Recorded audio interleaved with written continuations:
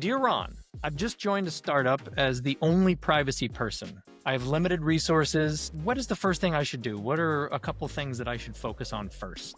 Flee, boo-hoo. Actually, no, I'm just kidding. I'm saying that because I know how this person feels.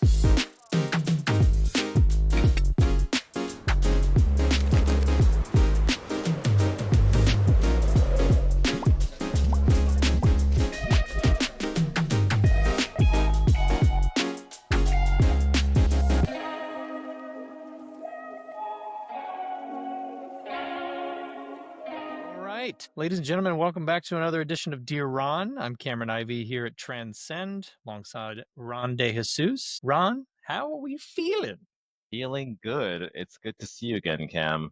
Always good to see you. What are you drinking today? What do you got over there? I'm still hooked on this protein lemonade. It's Just like, give it just, Ron all the protein. well, it has zero carbs, very low calories, and lots of protein. So, Hey, I love it. I'm here for it. I got a new one for us today. Tangerine sparkling water. oh, I love Pro sparkling water in all Yeah, it's a forms. probiotic. It's tart, refreshingly bubbly, and cultured, apparently. Just like you. All right. I didn't know that. All right, I'll take it. All right, here we go. Dear Ron, I've just joined a startup as the only privacy person. I have limited resources. What is the first thing I should do? What are a couple things that I should focus on first? Flee, boo-hoo.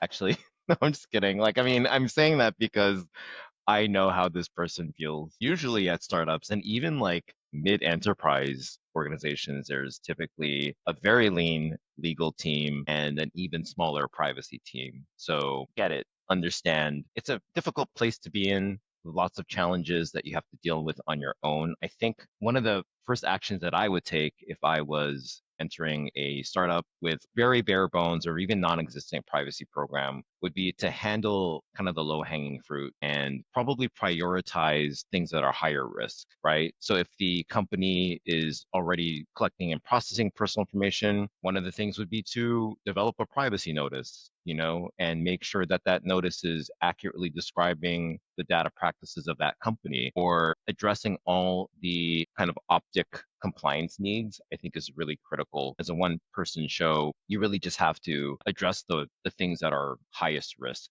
first. To give the listeners a little bit of like a real world scenario, can you go back to your experience? Because a lot of the times you've been the only privacy person at most of your other positions. Can you kind of give a story about something that you were even surprised at impact that it made for the company as well? So Cam, I think looking back at my personal experience when I was at Coach, for example, the handbag company. Do you have a Coach bag, by the way? I don't, not me You myself. should get one. I should. All right, like a Merce. Like a little Merce or Yeah. briefcase. But anyway, when I was at Coach, I was a one-person show, extremely lean legal function. I reported up to the GC. One of the first things that I did as part of building the privacy program was identify champions that had a real keen interest in protecting user data. So for example, from an HR perspective, I had a really great partner there that was really adamant about protecting employee privacy training. So I'd leveraged that person to make sure that my privacy content was assimilated into the training versus making up my own training program. I think finding ways to leverage people, existing processes, existing systems, and other ways that you can just take what's there and modify for your own purposes as a one person show, I think is really, really critical as you're starting out. Yeah, I love that. Yeah. Is there anything that we could leave the listeners with that might be in the same situation right now? Similar to what I said at the last year on around demonstrating our value above and beyond compliance, I think as you start to build the relationship with your leadership team and really show that you aren't just a checkbox, that you're being a roadblock or whatever, but instead actually supporting innovation and being a team player, contributing to business value, that's when they start to trust you and might be more inclined to provide you with more resources and support. I think it's going to take some time to build those relationships, but once you are seen as a trusted partner, I think you have more of a business case to ask for more resources because you're seen as a business driver and someone that's a team that's going to be able to provide more than just compliance, but business value.